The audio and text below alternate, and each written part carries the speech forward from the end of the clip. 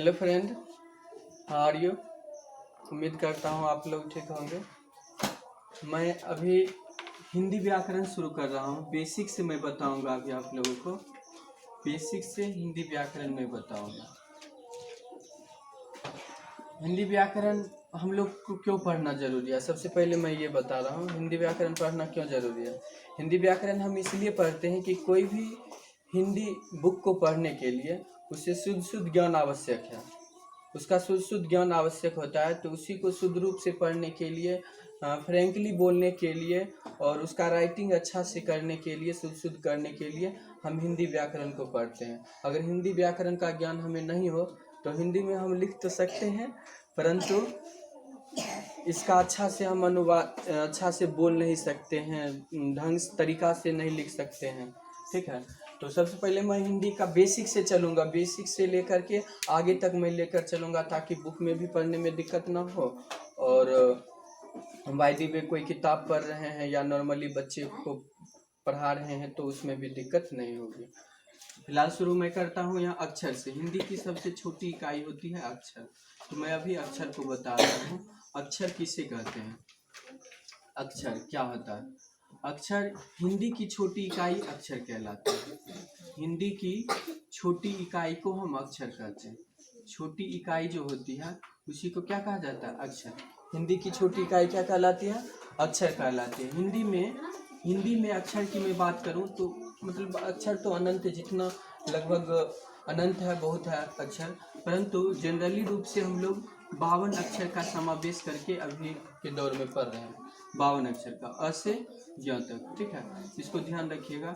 वर्णमाला में टोटल 52 अक्षर है। ठीक है, तो यही हिंदी का टोटल अक्षर है लगभग, जो हम उपयोग में करते हैं। और भी कुछ अन्य हैं जो कुछ जोड़ मतलब जोड़ जाड़ करके बनाया जाता है, परंतु मुख्य रूप से अभी नॉर्मली हम ये पढ़ रहे हैं, फिर आगे मैं उसको भी बताऊंगा। ठीक है, अब मैं बता रहा हूँ भाषा किसको कहते हैं। अक्षर के बाद भाषा को समझने की आवश्यकता है। भाषा क्या होती है, भाषा मानव जो कुछ भी बोलता है, मानव जो कुछ भी बोलता है वो क्या कहलाता है, भाषा कहलाता है। मानव जो बोलता है अपने मुख से, वो जो भावना व्यक्त करता है, मानव भावना व्यक्त जिस प्रकार से करेगा, वो अपनी भावना को व्यक्त जिस प्रकार से करेगा वो क्या कहलाएगा, भाषा कहलाएगा। हम डिटेल में नहीं लिखा रहे हैं, इसलिए कि हम लिखा चुके हैं इसको, हमको सिर्फ रिवीजन कराना और समझाना है, इसलिए मैं समझा रहा हूँ। भाषा क्या होती है, मानव जो कुछ भी बोलता है, भावना को व्यक्त जिस प्रकार से करता है वो भाषा कहलाती है। अब भाषा के प्रकार हम बताए थे 3 प्रकार। कौन सी भाषा होती है, 3 प्रकार होती है, लिखित, मौखिक और सांकेतिक। लिखित, मौखिक एवं सांकेतिक भाषा होती है। सांकेतिक भाषा, तो लिखित भाषा क्या होता है, जो भावना को हम लिख करके व्यक्त करते हैं। जैसे मैं अभी यहाँ पर लिख रहा हूँ तो ये हो गया लिखित भाषा। अब जो मैं मुंह से बोल करके आप लोगों को समझा रहा हूँ, मुंह से जो अपनी भावना को मैं बोल कर बता रहा हूँ, ये हो जाएगा हमारा मौखिक भाषा। और सांकेतिक भाषा क्या होता है, जैसे मैं यहाँ पर खड़ा हूँ, आप लोग उधर से आए, बोलते हैं मे आई गो आउटसाइड, तो मैं अगर कुछ कर रहा हूँ तो या तो बोल सकता हूँ तो वो हो जाएगा मौखिक भाषा, या इशारा कर देता हूँ कि ठीक है जा सकते हैं, मतलब इशारा कर देता हूँ ऐसे, इसका मतलब हो जाता है कि आप लोग जा सकते हैं। ये हो गया सांकेतिक भाषा, मैंने संकेत रूप में सर हिला दिया कि आप जा सकते हैं, तो सांकेतिक भाषा समझ में आ गया। लिखित जो लिख करके व्यक्त किया जाता है, मौखिक जो बोल करके भाव को प्रकट करेंगे, मौखिक भाषा हो जाएगा। और सांकेतिक भाषा जो संकेत रूप में बताया जाता है वो सांकेतिक भाषा हो गया। क्लियर। अब मैं बता रहा हूँ मात्रा, तो इसके बाद समझते हैं मात्रा। ये अक्षर की बात, अक्षर बेसिक से मैं चल रहा था, तो अक्षर क्या छोटी इकाई हुआ, तो इस छोटी इकाई 52 अक्षर है। तो 52 अक्षर को आप लोगों को, जिन्हें नॉर्मली बच्चे को अगर पढ़ाते हैं या पढ़ते होंगे, तो इसे पहचानवाना होगा, 52 अक्षर को पहचान करना होगा। और मात्रा की बात कर रहा हूँ, मात्रा जो बनी हुई है, मात्रा स्वर का व्यंजन के साथ मिलाने से जो चिन्ह लगता है, स्वर को व्यंजन के साथ मिलाने से जो चिन्ह लगता है, व्यंजन के साथ मिलाने से जो चिन्ह लगता है उसे मात्रा कहते हैं। मात्रा अब टोटल कितने हैं, 13 मात्रा है। अ से लेकर अ, आ, हर्षी, दीर्घी, हर्षु, दुर्गु, री, ये टोटल है, ये क्या है हमारी मात्रा है। अब इस मात्रा को हम क में अगर लगाते हैं तो ये हो जाएगा क्या, क होगा, क आकर का होगा, हर सीकर ई, क हर सीकर की, क दीर्घिकर की, क हर सुकर कु, क दीर्घुकर कु, क रीकर क्री। फिर ए आता है मात्रा में, ए ऐ ओ औ अंग औ हो गया यहाँ पर, ये हो गया अंग और आ। तो इसी में फिर यहाँ क्री हो गया, कौड़ी का क्री यहाँ पर हो गया, कोएकर के, कोएकर कै, कोकर को, कौकर कौ, कंसर कन, कविसर का। तो ये यहाँ पर हमारा आ गया, यहाँ पर आकर हर्षिकर, दीर्घिकर, हर्षुकर, दुर्घुकर, रीकर, एकर, ऐकर, ओकर, औकर, अंसर, विस्वर। तो ये हमारा टोटल मात्रा होता है। इस मात्रा को हमें याद करना होगा, पहचानना होगा, तब हम आगे की बेसिक स्टेप पर फिर चलूँगा। और इससे ये नॉर्मली अगर क्लियर कर लेते हैं तो मैं भाषा को आसानी से लिख सकता हूँ और पढ़ सकता हूँ। और भी आगे कुछ पढ़ना है तो इसके आगे मैं चलता हूँ। ये भाषा आप लोग समझ गए होंगे, उम्मीद करता हूँ, ठीक है। मैं इसके आगे अभी बताऊंगा, उम्मीद कर रहा हूँ कि आप लोग को समझ में आ रहा होगा। यदि समझ में नहीं आया होगा तो आगे घर पर जाकर के इस वीडियो को देख सकते हैं, या फिर लाइक कमेंट कर करके, जो यूट्यूब वगैरह देख रहे हो वो लाइक करके के बता सकते हैं, कमेंट करके बता सकते हैं कि वीडियो कैसा लग रहा है। अगर बेटर नहीं लग रहा होगा तो इससे आगे मैं फिर से कुछ और नया ट्राई करूँगा। आगे मैं बता रहा हूँ शब्द क्या होता है।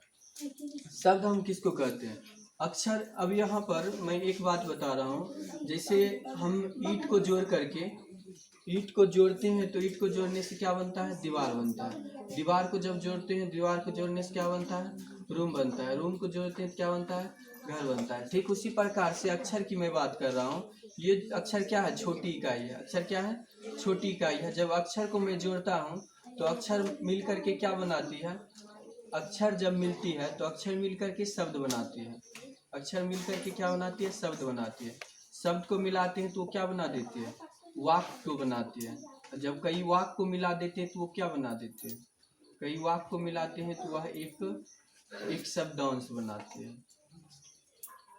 एक शब्दांश बनाती है, एक शब्दांश, या इसको हम बोल सकते हैं लेख बोल सकते हैं, लेख बनाती है, या सारांश बोल सकते हैं इसको, सारांश। तो उसी प्रकार से मैं बता रहा हूँ यहाँ पर। अक्षर अभी हमने क्लियर किया। अब शब्द क्या होती है, शब्द होती है कि अक्षर के समूह को हम शब्द कहते हैं। अक्षर के समूह को शब्द कहा जाता है।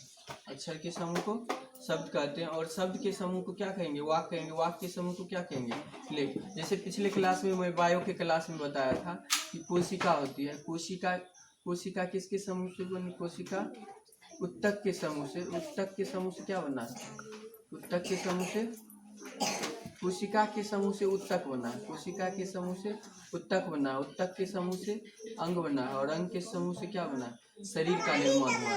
ठीक उसी प्रकार से इसका भी हम कर सकते हैं, ठीक है। अब इसके आगे मैं बताया था कि विपरीतार्थक शब्द क्या होता है। नॉर्मली रूप से बच्चा क्लास में भी विपरीतार्थक शब्द बनाने के लिए दे देता है। तो विपरीतार्थक का मतलब होता है उल्टा, उसका उल्टा हम कर दिया करेंगे, ठीक। और पर्यायवाची का नॉर्मली मैं बता रहा हूँ, इसका आगे मैं डिटेल में फिर से बताऊंगा। पर्यायवाची क्या होता है, समानार्थी शब्द। समान शब्द को ही हम पर्यायवाची शब्द कहते हैं, क्लियर। अब उससे आगे मैं नॉर्मली अब चल रहा हूँ हिंदी व्याकरण, फिर से मैं शुरू कर रहा हूँ। हिंदी व्याकरण आखिर होता क्या है, यह था नॉर्मली बच्चों के लिए कि जिसको बुक पढ़ने नहीं आता है, नॉर्मली रूप से वो इसे क्लियर करके वो अपने बुक पर कवर कर सकते हैं। अब मैं शुरू कर रहा हूँ इस व्याकरण का फर्स्ट स्टेप। हिंदी व्याकरण क्या होता है, किसी भी विषय में, कोई भी व्याकरण की यदि बात करें तो किसी भी विषय में शुद्ध शुद्ध पढ़ना, लिखना और बोलना व्याकरण कहलाता है। परंतु हिंदी की मैं बात कर रहा हूँ तो ये इसमें बोलेंगे कि हिंदी में शुद्ध शुद्ध पढ़ना, लिखना और बोलना जिस शास्त्र से आता है, जिस माध्यम से आता है, जिस प्रक्रिया से आता है, उसको हम हिंदी व्याकरण कहेंगे, क्लियर। अब हिंदी व्याकरण के 5 भेद थे, कौन कौन। हिंदी व्याकरण को हम 5 रूप में बांट करके इसको डिटेल से हम जानेंगे, पढ़ेंगे। तो पहला है वर्ण विचार, दूसरा है शब्द विचार, तीसरा है वाक्य विचार, चौथा है चिन्ह विचार और छठा है छंद विचार। छंद विचार, तो ये पांचों व्याकरण के फर्स्ट टर्म है जिन पर पूरा हिंदी किताब, हिंदी बुक डिपेंडेड है। और इसके अलावे भी कुछ एक्स्ट्रा हैं जो मैं आगे के नेक्स्ट लेक्चर में बताऊंगा। इस प्रकार से आप लोग इसको जितना भी अभी हमने रिवाइज किया था वो पिछले क्लास में मैं बता चुका था, ठीक है। तो इसको आप लोग नोट डाउन कर लीजिए और नेक्स्ट वीडियो के लिए देखते रहिए जय मैस यूट्यूब चैनल।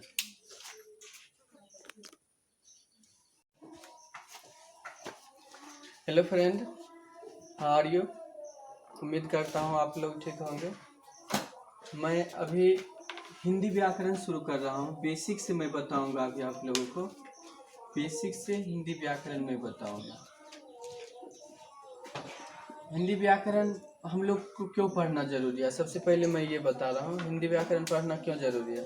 हिंदी व्याकरण हम इसलिए पढ़ते हैं कि कोई भी हिंदी बुक को पढ़ने के लिए उसे शुद्ध ज्ञान आवश्यक है, उसका शुद्ध ज्ञान आवश्यक होता है। तो उसी को शुद्ध रूप से पढ़ने के लिए, फ्रैंकली बोलने के लिए और उसका राइटिंग अच्छा से करने के लिए, शुद्ध करने के लिए हम हिंदी व्याकरण को पढ़ते हैं। अगर हिंदी व्याकरण का ज्ञान हमें नहीं हो तो हिंदी में हम लिख तो सकते हैं परंतु इसका अच्छा से हम अनुवाद अच्छा से बोल नहीं सकते हैं, ढंग तरीका से नहीं लिख सकते हैं, ठीक है। तो सबसे पहले मैं हिंदी का बेसिक से चलूँगा, बेसिक से लेकर के आगे तक मैं लेकर चलूँगा ताकि बुक में भी पढ़ने में दिक्कत ना हो और बाय द वे कोई किताब पढ़ रहे हैं या नॉर्मली बच्चे को पढ़ा रहे हैं तो उसमें भी दिक्कत नहीं होगी। फिलहाल शुरू मैं करता हूँ यहाँ अक्षर से। हिंदी की सबसे छोटी इकाई होती है अक्षर। तो मैं अभी अक्षर को बता रहा हूँ। अक्षर किसे कहते हैं, अक्षर क्या होता है? अक्षर हिंदी की छोटी इकाई अक्षर कहलाती है। हिंदी की छोटी इकाई को हम अक्षर कहते हैं। छोटी इकाई जो होती है उसी को क्या कहा जाता है, अक्षर।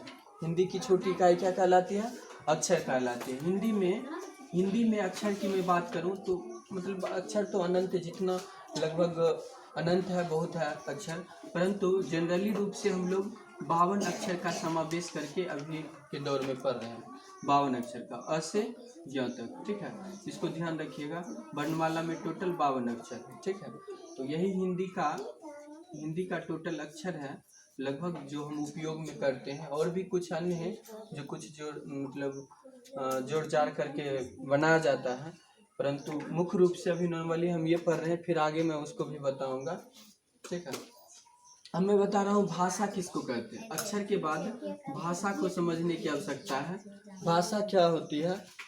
भाषा मानव जो कुछ भी बोलता है, मानव जो कुछ भी बोलता है वो क्या कहलाता है, भाषा कहलाता है। मानव जो बोलता है अपने मुख से, वो जो भावना व्यक्त करता है, मानव भावना व्यक्त जिस प्रकार से करेगा, वो अपनी भावना को व्यक्त जिस प्रकार से करेगा वो क्या कहलाएगा, भाषा कहलाएगा। हम डिटेल में नहीं लिखा रहे हैं इसलिए कि हम लिखा चुके हैं इसको, हमको सिर्फ रिवीजन कराना और समझाना है, इसलिए मैं समझा रहा हूँ। भाषा क्या होती है? मानव जो कुछ भी बोलता है, भावना को व्यक्त जिस प्रकार से करता है वो भाषा कहलाती है।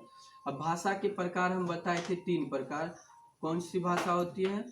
3 प्रकार होती है, लिखित, मौखिक और सांकेतिक। लिखित, मौखिक एवं सांकेतिक भाषा होती है। सांकेतिक भाषा, तो लिखित भाषा क्या होता है? जो भावना को हम लिख करके व्यक्त करते, जैसे मैं अभी यहाँ पर लिख रहा हूँ तो ये हो गया लिखित भाषा। अब जो मैं मुंह से बोल करके आप लोगों को समझा रहा हूँ, मुंह से जो अपनी भावना को मैं बोल कर बता रहा हूँ, ये हो जाएगा हमारा मौखिक भाषा। और सांकेतिक भाषा क्या होता है? जैसे मैं यहाँ पर खड़ा हूँ, आप लोग उधर से आए, बोलते हैं मे आई गो आउटसाइड, तो मैं अगर कुछ कर रहा हूँ तो या तो बोल सकता हूँ तो वो हो जाएगा मौखिक भाषा, या इशारा कर देता हूँ कि ठीक है जा सकते हैं, मतलब इशारा कर देता हूँ ऐसे, इसका मतलब हो जाता है कि आप लोग जा सकते हैं। ये हो गया सांकेतिक भाषा, मैंने संकेत रूप में सर हिला दिया कि आप जा सकते हैं, तो सांकेतिक भाषा समझ में आ गया। लिखित जो लिख करके व्यक्त किया जाता है मौखिक जो बोल करके भाव को प्रकट करेंगे मौखिक भाषा हो जाएगा, और सांकेतिक भाषा जो संकेत रूप में बताया जाता है वो सांकेतिक भाषा हो गया। क्लियर। अब मैं बता रहा हूँ मात्रा। तो इसके बाद समझते हैं मात्रा। ये अक्षर की बात, अक्षर बेसिक से मैं चल रहा था, तो अक्षर क्या छोटी इकाई हुआ, तो इस छोटी इकाई 52 अक्षर है। तो 52 अक्षर को आप लोगों को जिन्हें नॉर्मली बच्चे को अगर पढ़ाते हैं या पढ़ते होंगे तो इसे पहचानवाना होगा, 52 अक्षर को पहचान कराना होगा। और मात्रा की बात कर रहा हूँ, मात्रा जो बनी हुई है, मात्रा स्वर का व्यंजन के साथ मिलाने से जो चिन्ह लगता है, स्वर को व्यंजन के साथ मिलाने से जो चिन्ह लगता है, व्यंजन के साथ मिलाने से जो चिन्ह लगता है उसे मात्रा कहते हैं। मात्रा अब टोटल कितने हैं? 13 मात्रा है। अ से लेकर आ, हर्षी, दीर्घी, हर्षु, दुर्गु, री, ये टोटल है। ये क्या है? हमारी मात्रा है। अब इस मात्रा को हम क में अगर लगाते हैं तो ये हो जाएगा क्या? क होगा, क आकर का होगा, हर्षी करी, क हर्षी कर की, क दीर्घी कर की, क हर्षु कर कु, क दुर्घु कर कु, कौड़ी कर क्री। फिर ए आता है मात्रा में, ए, ऐ, ओ, औ, अंग, औ हो गया यहाँ पर, ये हो गया अंग और आ। तो इसी में फिर यहाँ क्री हो गया, कौड़ी का क्री यहाँ पर हो गया, कोय कर के, कोय कर कय, को कर को, कौ कर कौ, कन सर कन, कविसर का। तो ये यहाँ पर हमारा आ गया, यहाँ पर आकर हर्षी कर, दीर्घी कर, हर्षु कर, दुर्घु कर, री कर, ए कर, ऐ कर, ओ कर, औ कर, अंस्वर, विस्वर। तो ये हमारा टोटल मात्रा होता है। इस मात्रा को हमें याद करना होगा, पहचानना होगा, तब हम आगे की बेसिक स्टेप पर फिर चलूँगा। और इससे ये नॉर्मली अगर क्लियर कर लेते हैं तो मैं भाषा को आसानी से लिख सकता हूँ और पढ़ सकता हूँ। और भी आगे कुछ पढ़ना है तो इसके आगे मैं चलता हूँ। ये भाषा आप लोग समझ गए होंगे, उम्मीद करता हूँ। ठीक है, मैं इसके आगे अभी बताऊंगा। उम्मीद कर रहा हूँ कि आप लोग को समझ में आ रहा होगा। यदि समझ में नहीं आया होगा तो आगे घर पर जा कर के इस वीडियो को देख सकते हैं, या फिर लाइक कमेंट कर करके, जो यूट्यूब वगैरह देख रहे हो वो लाइक करके बता सकते हैं, कमेंट करके बता सकते हैं कि वीडियो कैसा लग रहा है। अगर बेटर नहीं लग रहा होगा तो इससे आगे मैं फिर से कुछ और नया ट्राई करूँगा। आगे मैं बता रहा हूँ शब्द क्या होता है। शब्द हम किसको कहते हैं? अक्षर। अब यहाँ पर मैं एक बात बता रहा हूँ, जैसे हम ईंट को जोड़ करके, ईंट को जोड़ते हैं तो ईंट को जोड़ने से क्या बनता है? दीवार बनता है। दीवार को जब जोड़ते हैं, दीवार को जोड़ने से क्या बनता है? रूम बनता है। रूम को जोड़ते हैं तो क्या बनता है? घर बनता है। ठीक उसी प्रकार से अक्षर की मैं बात कर रहा हूँ। ये अक्षर क्या है? छोटी इकाई है। अक्षर क्या है?